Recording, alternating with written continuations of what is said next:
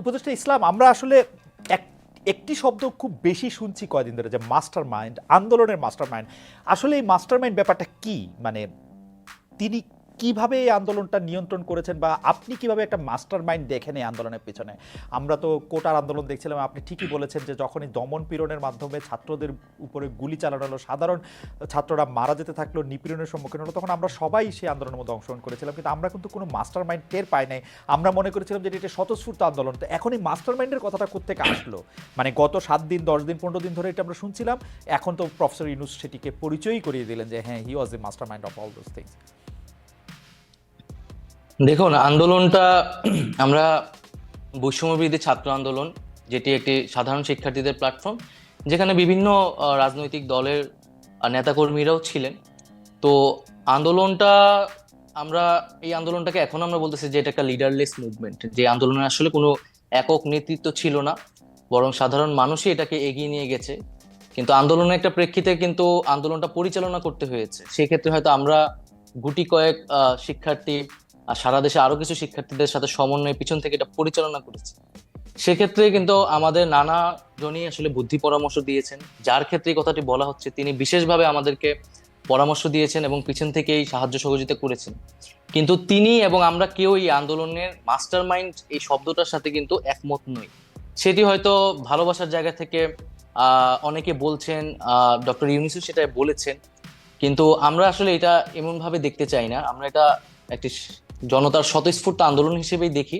ওকে। তবে একটা বিষয় বলে রাখা ভালো, যে এই আন্দোলনটাকে আপনি আপনি আসলে কবে থেকে বিবেচনা করবেন? এটা কি 36 দিনের আন্দোলন হিসেবে আপনি ব্যাখ্যা করবেন, নাকি এই আন্দোলনের পিছে যে আরো দীর্ঘ ব্যাকগ্রাউন্ড রয়েছে?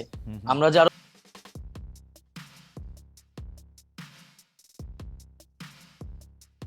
বাংলাদেশের ইতিহাসে যে অভ্যুত্থানগুলো আমরা দেখি, সেটি কিন্তু ছাত্ররাই মোটামুটি নেতৃত্ব দিয়েছে বা সফল করতে ভূমিকা রেখেছে। সেটা 69 বলেন, 90 বলেন, কিন্তু এবারের আন্দোলনে গুণগত পরিবর্তনটা হচ্ছে 69 বলেন, 90 বলেন, সেই সময়ের অভ্যুত্থান ছাত্ররা নেতৃত্ব দিলেও সামনে কিন্তু একটা রাজনৈতিক শক্তি ছিল, রাজনৈতিক দলগুলোর একটা প্ল্যাটফর্ম ছিল, যারা পরবর্তীতে ক্ষমতাটা নিয়েছে। সেটা 69-এ আওয়ামী লীগের নেতৃত্বে ছিল, 90-এ বিএনপি আওয়ামী লীগ সহ নেতৃত্বে ছিল। কিন্তু এই আন্দোলনে কিন্তু আসলে এরকম কোনো রাজনৈতিক প্ল্যাটফর্ম বা দল কিন্তু সামনে ছিল না। ফলে 5ই আগস্টের পরে, আসলে শেখ হাসিনার পতনের পরে কিন্তু এই দায়িত্বটা আসলে আমাদের উপর এসে পড়েছে, যদি আমরা এটার জন্য আসলে প্রস্তুত ছিলাম না। তো জনাব ইসলাম, আপনাকে কি একটা কথা বলতে পারি যে জি, একথা ঠিক, আপনার আন্দোলনের শেষ পর্যায়ে বা আন্দোলনের যেখানে নেতৃত্বের মাধ্যমে বা শেষ পর্যায়ে যেখান থেকে আসলে শেখ হাসিনাকে চলে যেতে হয়েছে, পালাতে হয়েছে, বা এই সরকারকে ক্ষমতা ত্যাগ করতে হয়েছে, সেখানে আপনাদের ত্যাগটাই সবচেয়ে বড় ছিল, যেটিকে আসলে খুব ভালোভাবে এক বাক্যে বলা যায় যে একটাকে মারি একটাই মরে, আর কেউ নড়ে না সেখান থেকে। সেই জায়গায় আপনারা চলে গিয়েছিলেন। কিন্তু আপনারা কি মনে করেন না যে এই আন্দোলনটা আসলে জুলাই থেকে, জুন থেকে, কোটা থেকে আসলে শুরু হয় নাই? বিএনপির নেতাকর্মীরা বা জামায়াতের নেতাকর্মী বা বিরোধী দলের নেতাকর্মীরা, এমনকি বাম দলের নেতাকর্মীরা এই 15 বছর ধরে লাগাতার সংগ্রামের মধ্যে, আমি জানি না ইনিবের বিরুদ্ধে কয়টি মামলা আছে, আমার কাছে মনে হয় সম্মিলিত না মামলা না, এবং সম্মিলিত অবশ্যই ত্যাগ, অবশ্যই। সেই ত্যাগটার কথা কি আপনারা আসলে স্বীকার করছেন? এখন তো মনে হচ্ছে যে মানে ব্যাপারটা হলো যে আমাদের এই পুরো আন্দোলন সংগ্রাম শুধু জুলাই মাস থেকেই শুরু হয়েছে, এরকম মনে হচ্ছে। ডক্টর ইউনূস বলছেন ছাত্ররা আমাকে ক্ষমতায় বসিয়েছেন, ওরা যা এটা বলবে সেটাই বলবে হবে। এটা কি আপনারা আসলে ব্যাপারটাকে কিভাবে দেখেন, নাহিদ? না না, অবশ্যই। এটা তো বিগত 16 বছর, আমরা আরো বলি 111 থেকে যেই আমাদের বিরাজনীতিকরণ শুরু হয়েছে, সেই সেই সময় থেকে কিন্তু আমাদের এই রাজনৈতিক সংগ্রামটা, এবং আমাদের বিরোধী দলীয় নেতাকর্মীরা যেই আত্মত্যাগ করেছে, নির্যাতিত হয়েছে, এবং নির্যাতিত হওয়ার পরেও তারা বারবার মাঠে নেমেছে।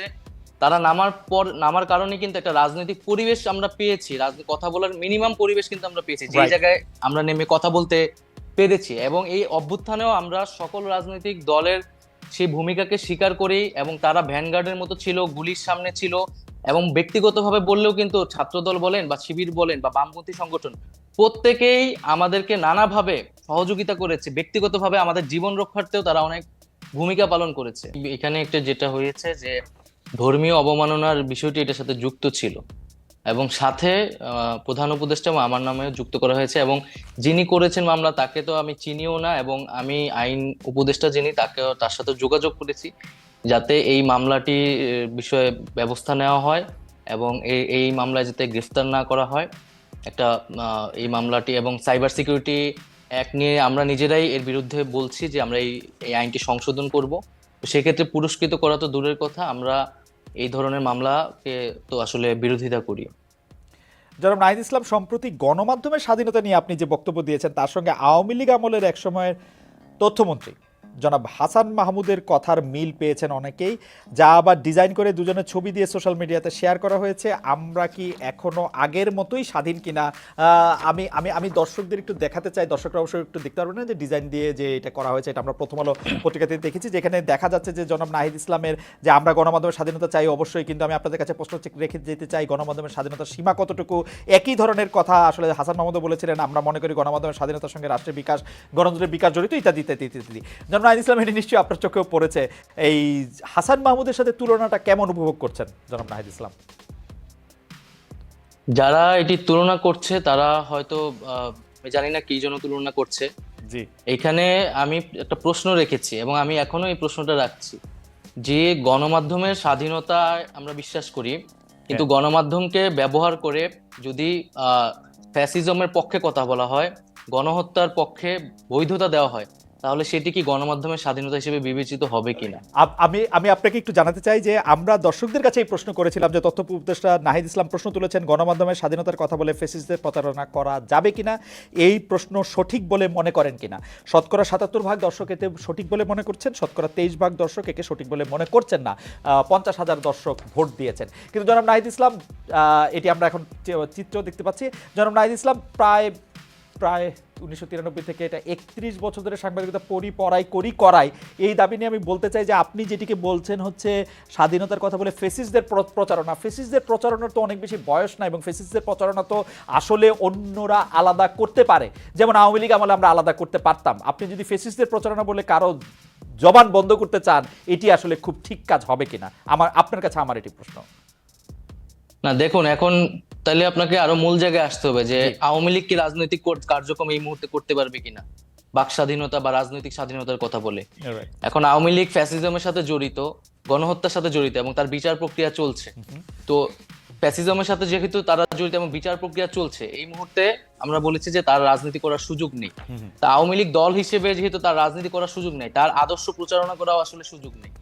তো সেই জায়গা থেকেই না, সেটি সেটি সেটি সেটি আপনাদের সিদ্ধান্ত। আওয়ামী লীগ যেমন মানে তার সরকারের নির্বাহী সিদ্ধান্তে সে জামাত ইসলামের রাজনীতি নিষিদ্ধ করেছিল, আপনারাও সেটি করতে পারেন, কিন্তু সেটা আপনার মুখে বলছেন কেন? আওয়ামী লীগের রাজনীতি নিষিদ্ধ ঘোষণা করেন, এটা আপনার মুখের কথা। তো এটি একটি কেমন কেমন মনে হয় যে এটি মানে একটা প্রত্যেকটা জিনিসের একটা ইয়া আছে না, আপনি তো নিষিদ্ধ করতেই পারেন ইচ্ছা করলে। সেটি কি আপনি ট্রাই করেছেন বা করছেন আপনারা? যে আপনি বলছেন যে আওয়ামী লীগ রাজনীতি করতে পারবে না, কিন্তু সেটি আপনারা রাষ্ট্রীয়ভাবে সিদ্ধান্ত নেন, সরকারিভাবে সিদ্ধান্ত নেন যে আওয়ামী লীগ রাজনীতি করতে পারবে না। Wasn't it better? মানে না, আমরা তো সেটি সরকারের জায়গা থেকে এককভাবে সিদ্ধান্ত নিতে চাই না। আমরা কথাটি বলছি, আমরা আমরা এখন যে কোনো সিদ্ধান্ত বা এই ধরনের জাতীয় সিদ্ধান্তের ক্ষেত্রে রাজনৈতিক ঐক্যমতকে সবচেয়ে গুরুত্ব দিচ্ছি।